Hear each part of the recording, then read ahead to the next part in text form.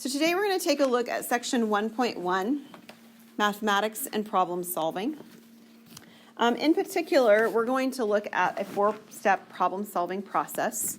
As we work our problems, we will not be near as structured to say, here's step 1, this, here's step 2, this.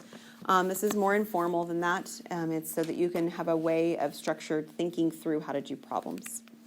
So the first step in our process is to understand the problem. So understanding the problem might be asking yourself some of these kinds of questions. Can the problem be stated differently? What is it that I'm trying to find? Or what do I need? What are the values that I don't know? What information do I have, is given to me in this problem? And what information, if any, is missing or not needed? This last one about this missing, not needed, you don't see this happening on like extra information that's not necessary in like textbook problems, but it happens all the time in real life. It's sort of this irrelevant factor. It doesn't really play into the particular problem at all. So being able to discern that in a practical sense is really important. So after we have an idea of what the problem wants us to do or find, we're going to devise a plan. We're going to figure out how we're going to go about solving this problem. The following is a non-exhaustive, that means that it's not listing everything, list of strategies. So these are just some strategies that are available that you might try. Looking for a pattern is often helpful. Examining related problems. Related problems is what I was just describing a moment ago, where you say, hey, look, this problem looks a lot like that problem. Now I can see how they did that problem, so now I can do my problem. All right, this is examining similar problems. Examining a simpler or a special case. So sometimes when something's really big, it's hard to solve, but if you minimize it and you say, okay, well, what if there were only 3 people involved? What would we do? And you can generalize what happens with 3 people up to how it's, what's going to happen with 10 people. So sometimes sort of minimizing what's going on is helpful. Make a table or a list. How many of you are list makers? I've always got lists. How many of you add things to the list just so you can mark it off the list? Me too. Organize your information with tables and lists is often helpful, but it depends on the problem. So you'll see we do have an example of one of those coming up in this lesson. Identify a sub-goal. Sometimes you just need to be able to get to one particular point because if I can get to here, then I know what to do next. So kind of breaking it down into smaller pieces, identifying a step along the way that would be helpful to get to. Making a diagram. How many of you are artistic? No hands. That's so sad. I'm not either, but sometimes still a diagram is helpful to think about a particular problem. And we have an example of that as well in this lesson. So diagrams can be useful for us. Believe it or not, guess and check is a reasonable strategy, but not randomly guessing and checking, only if we're doing it in a way that's constructive, where we're keeping track of what we're checking, and we're making an educated guess based on that check step we did before. So we're going to see an organized check and guess and check in a little bit. Working backward. You've all done this before. This is what happens when you look in the back of the book and you say, they got 42. How did they get that? Right, and you try to work backwards to figure out where it came from. Working backwards is not necessarily the worst way to do something. So we're going to see a problem where it's not giving you the answer and working backward like that, but it is a working backwards strategy, so we'll see one with that. Write an equation. Write an equation is not bad, but we are not going to write equations. If you decide to solve a problem and write an equation, I'm not going to tell you, shame on you. It's not like that.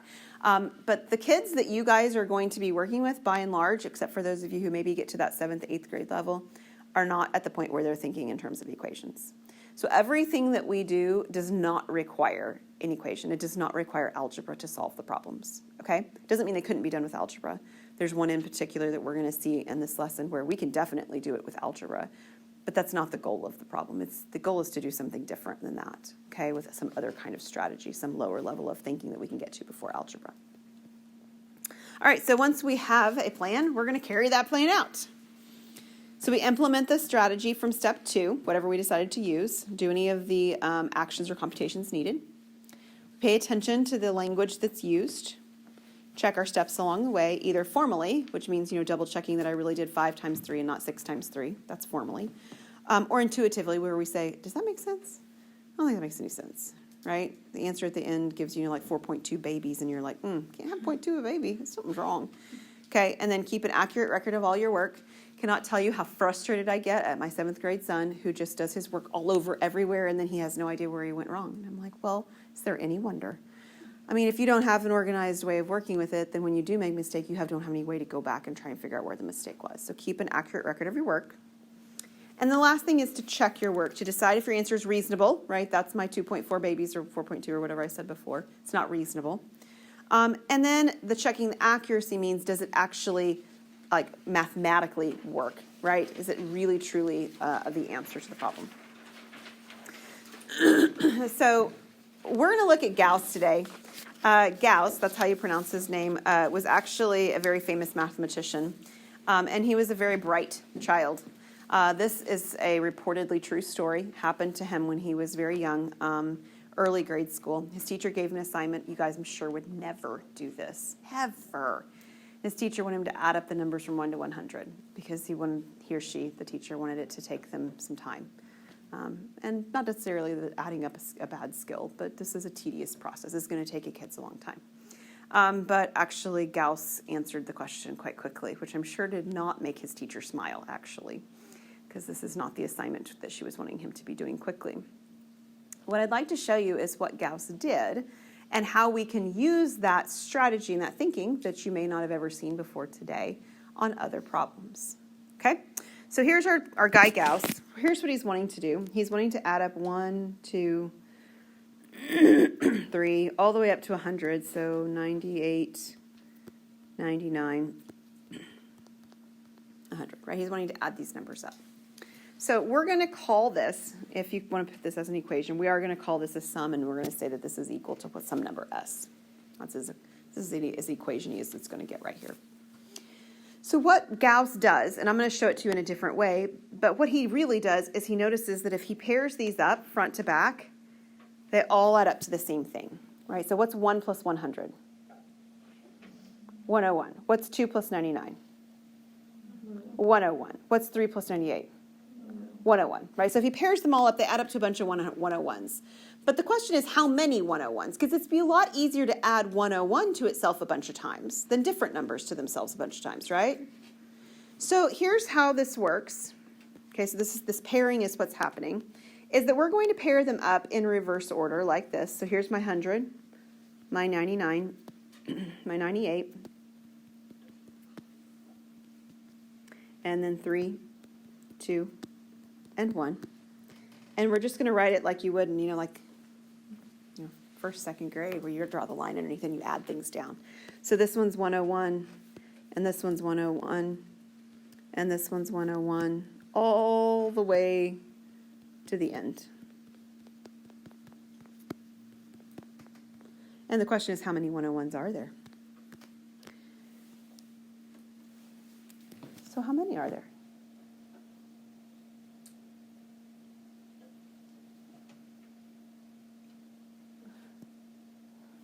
So there will be 50 later, Destiny, but there's not 50 yet. And there's 6 here. There's what? 6 here. There are, but there's a bunch in here that are dotted. That's the question, is like how many are in the dot. How many if we wrote them all out, how many would we have? 500. There's 100. There's one for every original number, right? So, sorry. 1, 2, 3, right? 98, 99. There's 100 of them. 100 times we've added up, correct? Okay. But here's the deal. When we did this, we added it to itself, which means this one was also equal to s, and when we did this, this gave us 2s. I doubled my sum because I added it to myself.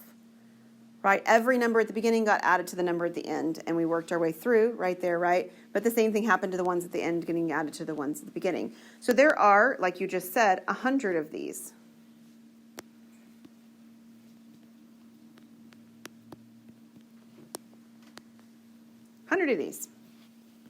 So, what is a faster way of adding the number 101 to itself 100 times?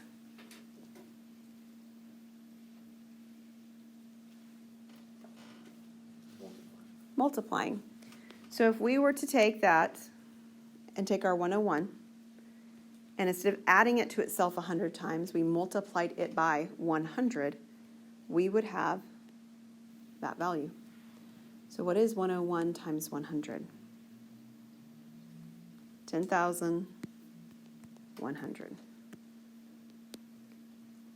And then if I divide by 2, because I want to find the sum, not twice the sum, I end up with 5,050. In Destiny, that's equivalent to you saying that there's really only 50 that are being added because I've divided by 2 when I at the end to take care of the double counting. What's happened here is I've double counted everything, right? The number 1 got added twice. The number 2 got added twice. The number 3 got added twice. So in order to remove the fact that I've double counted everything, I have to divide by 2 at the end. Now, did he write it all out like that? No, I don't think he wrote it all out like that. But this is his process of thinking, and reportedly 6 years old. May God bless you with a 6-year-old Gauss in your class. Or maybe not, right? So this is a very clever way of doing this, and it works for lots of things. It has the ability to be used in other situations. So consider this problem. I'm adding up a series of numbers, right? I can utilize Gauss's method just like I did before. It's just that I don't have 100 numbers, and it doesn't start at 1 and end at 100. Like, that part's a little bit different. So I'm going to have to make some adjustments along the way, but this is an example of considering a similar case. It's not exactly the same, but it's related to the problem we just did. So we're going to start out much the same way. The sum is equal to S.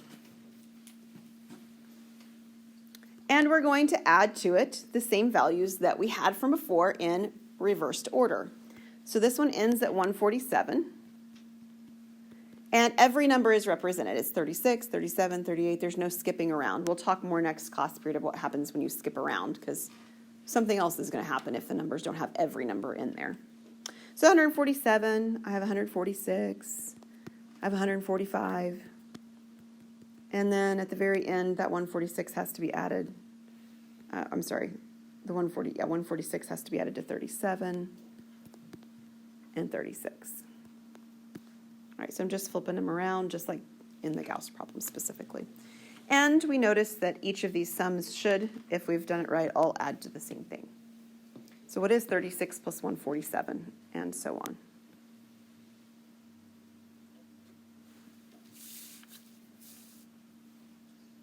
How about 183? Are you guys good with that?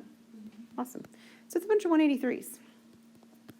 It's a little bit harder to decide how many of them there are, and you guys were looking at me really confused when I asked you on the last one. So let's think about the last one and why there were 100. Okay? So I'm going to flip back over here for a second. The reason that there are 100 here is because it starts at 1 and it ends at 100, and all the numbers are represented, right? Well, over here it starts at 36 and it ends at 147. Any idea how I might find that, we'll call it n, the number of these values? You are so close. 147 minus 36. That's her guess. Does anybody have an adjustment that we can make? 35. It is 35. So here's how you can think of it along the same lines, because that's a really good start. There's basically 147 numbers here if I started at 1, right? If I started from 1 and went to 147, I'd have 147 numbers. But the first 35 aren't there.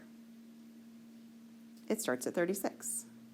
So if I were to list all the numbers out from 1 to 147 and then erase the first 35 numbers, that's what I would have here. I've erased 35 numbers. Now, if you like that, that's great. If you don't like that, you can also think about the fact that you're erasing or subtracting off the number that comes before your numbers in your set. That's what's going to happen every time. So 35 comes before my 36, so that's what I subtract. I don't know what that gives me. What do I have? 112? Looks like 112. So what that means is I have 112 of these. So the way that I do repeatedly adding something together is I use multiplication. I have 183 that I'm repeatedly adding 112 times. So I'll multiply them. And then divide by 2 to remove the double counting. So if I multiply 183 by 112, and then I divide, I'm going to spoil all your fun and tell you that it's 10,248. And you can literally do this with any list of numbers. There is a caveat to what happens when the list skips numbers. Like, it has to still be a pattern, right? Like, if you did only odds, what would happen? Or if you did only evens, what would happen? So we'll talk about the evens and the odds next time, and that's actually where we'll pick up so that we can revisit this a little bit and stop our conversation for now.